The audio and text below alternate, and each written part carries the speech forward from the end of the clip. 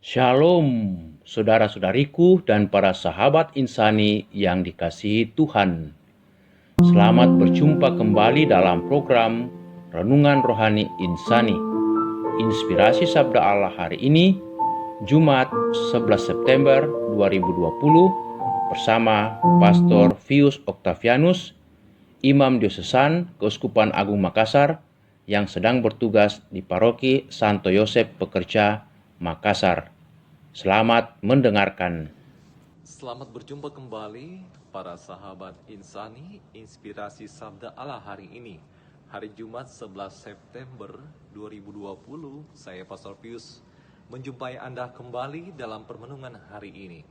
Mari kita berdoa mohon berkat Tuhan untuk permenungan kita agar kita mampu menjadi berkat juga menjadi penuntun bagi sesama kita. Mari kita berdoa dalam nama Bapa, Putra dan Roh Kudus. Amin. Tuhan Allah kami, Engkau mengajarkan kepada kami agar kami mampu menuntun sesama kami dan bukan menjadi hakim bagi sesama kami. Berkati kami untuk permenungan hari ini, karena Engkaulah Tuhan kami kini dan sepanjang masa. Amin. Dalam nama Bapa, Putra dan Roh Kudus. Amin.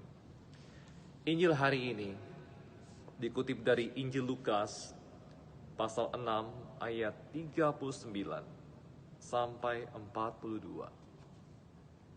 Yesus mengatakan pula suatu perumpamaan kepada mereka. Dapatkah orang buta menuntun orang buta? Bukankah keduanya akan jatuh ke dalam lubang? Seorang murid tidak lebih daripada gurunya, tetapi barang siapa yang telah tamat pelajarannya akan sama dengan gurunya. Mengapakah engkau melihat selumba di dalam mata saudaramu, sedangkan balok di dalam matamu sendiri tidak engkau ketahui?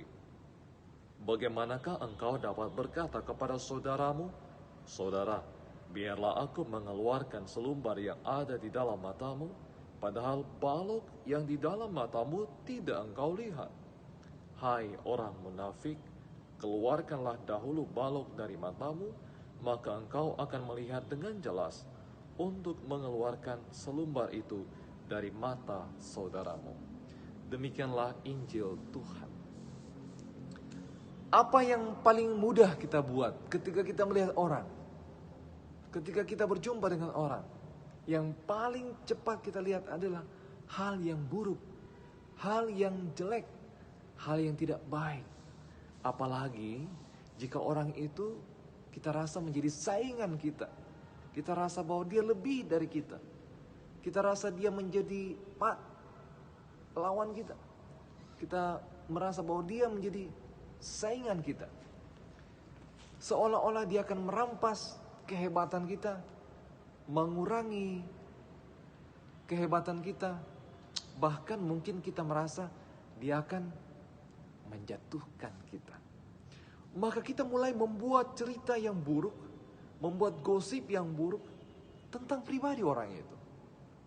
Mungkin juga benar apa yang kita katakan, bahwa ada sesuatu yang tidak baik, yang tidak beres pada orang itu. Kita hanya berfokus apa yang tidak baik.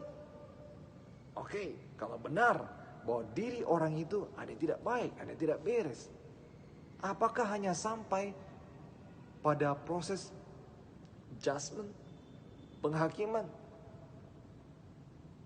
Dia tidak baik, dia ada kekurangan, dia jelek, dan lain sebagainya.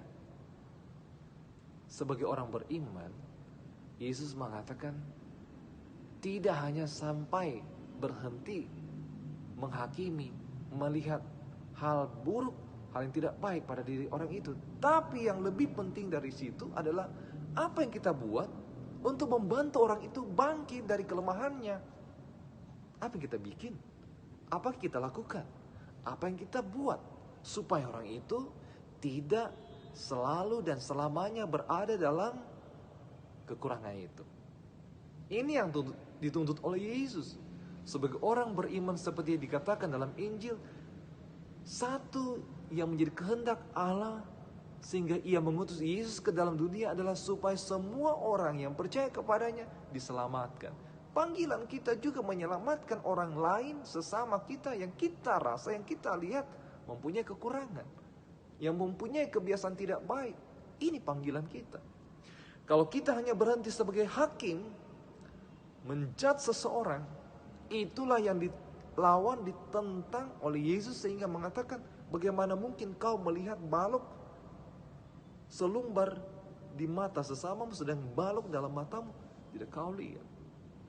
Tetapi ketika kita mengoreksi diri kita, mengoreksi orang lain, berjalan bersama untuk semakin lebih baik, bersama-sama untuk menjadi sempurna, itulah yang berkenan kepada Tuhan. Melihat keburukan sesama, kita tolong dia, kita angkat dia, semoga dia bisa bangkit kembali dari kelemahannya dan menjadi pribadi yang baik. Mungkin saja dengan demikian ia juga melihat hal yang kurang baik yang kita tidak lihat, yang kita tidak sadari dalam diri kita. Ia juga membantu kita, mengangkat kita untuk bersama-sama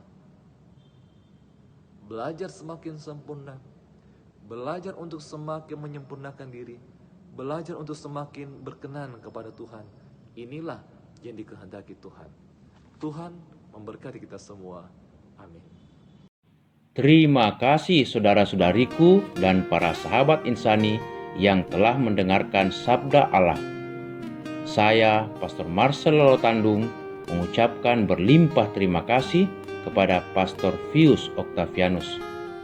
Semoga Pastor bersama dengan rekan-rekan imam dan segenap umat di paroki senantiasa diberkati Tuhan dalam setiap aktivitas dan pelayanannya.